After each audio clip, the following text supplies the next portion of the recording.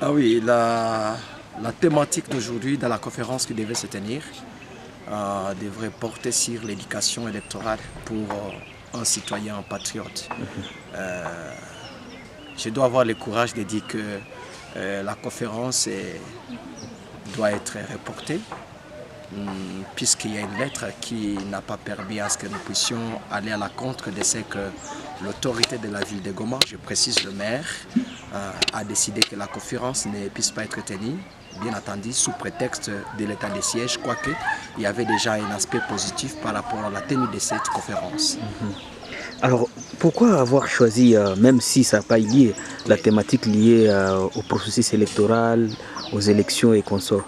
Oui, en fait, nous avons remarqué que les peuples congolais, le grand problème de nos peuples, le grand problème c'est que dans plusieurs aspects, dans plusieurs secteurs, il y a une sorte d'ignorance qui continue dans les chefs du peuple congolais. Depuis 2006, lorsque nous avions commencé avec les premières élections, si je peux parler au moins ce langage-là, avec l'activité du référendum populaire qui s'était passé à l'époque, il y avait une sorte de compréhension selon laquelle quand quelqu'un vote oui, c'est qu'il est pour la paix, et s'il dit non, c'est que c'est la guerre qui doit éclater. Alors il y a beaucoup de gens qui allaient dans les référendums, mais sans comprendre en fait ce qu'ils faisaient. Alors, nous avons compris aussi que même dans les questions d'élection, le peuple congolais est en train de lire ses représentants et après se soulever contre ses représentants puisqu'ils ne parviennent pas à être bien éduqués par rapport à l'éducation électorale. Et que donc il y a ceux qui votent quelqu'un de représentant puisqu'il est de sa tribu, il y a d'autres qui votent puisqu'il y a le seul qui a été donné, d'autres qui votent puisqu'on a donné quelques billets verts. Et nous disons qu'avec cela, ces pays ne peuvent pas évoluer.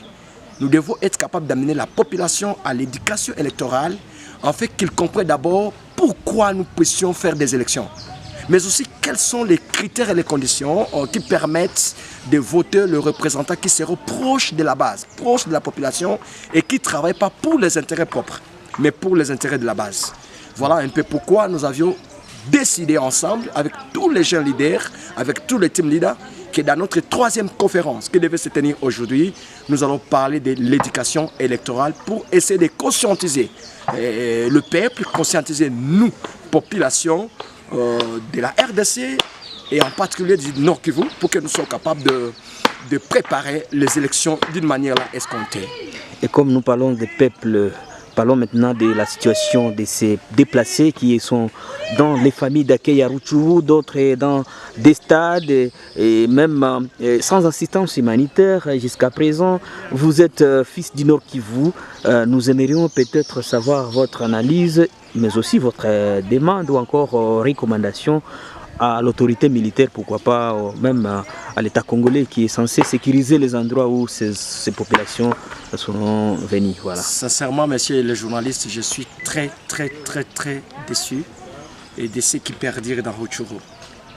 Je dois d'abord vous informer que nous avons déjà l'antenne de notre mouvement GELA au niveau de Rutshuru, mais aussi en tant qu'humanitaire, nous avons notre ONG à Proïd qui œuvre là-bas dans certaines activités humanitaires. Et lorsque nous attendons ce qu'ils sont en train de créer, et lorsque nous descendons sur le terrain pour palper de nos doigts ce qui se passe, en tout cas c'est très dégueulasse. Et nous continuons à dire que notre gouvernement doit sentir qu'il y a l'urgence. Il y a d'abord l'urgence de la prise en charge humanitaire de tous ces déplacés et qui ne savent plus à quel sein se vouer. Ils ne savent plus s'il faut appeler Michael ou Gabriel pour qu'ils se sentent que leurs conditions de vie sont tenues en considération par notre gouvernement. Alors je me dis que le gouvernement doit se rassurer le plus tôt possible qu'il y a urgence que ce fils et fille de la République démocratique du Congo dans son coin ouest sont en train de se sentir qu'ils sont en train d'être bien pris en charge. Il n'y a pas le Congo sans Rutshuru, ça je dois dire à haute voix. Il n'y a pas le Congo sans Bunagana. Et nous désirons ardemment que le gouvernement congolais puisse voir d'abord comment prendre en charge nos frères, nos sœurs qui sont en train de vivre dans des conditions déplorables dans des familles d'accueil dans Rutshuru. Mais aussi, nous ne pouvons pas manquer à lancer un appel à notre commandant suprême à travers le gouverneur militaire, mais aussi à travers la défense de la République démocratique du Congo. En tout cas, on doit se rassurer que l'on rétablisse trop vite la question de la paix dans Rutshuru.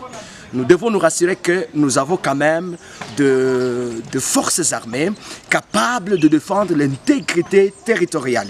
Je laisse d'abord les aspects politiques à côté, je laisse d'abord les aspects diplomatiques à côté, puisque lorsqu'il y a un papa de sa maison, il y a un père de sa maison et qu'il y a un voisin qui vient frapper sa femme et les enfants, la première des questions avant de crier, il doit d'abord prendre la défense de ses enfants et de sa femme. C'est ça que moi je connais. Et quelqu'un ne peut pas s'improviser dans ma maison pour commencer à frapper ma femme et les enfants, et je suis là pour crier auprès des voisins, des pasteurs et d'autres qui sont très loin pour dire non, venez m'aider, il y a un voisin qui entre chez moi. Je pense que la sagesse, c'est d'abord prendre la défense de sa famille, et après quoi maintenant crier et pour l'assistance après.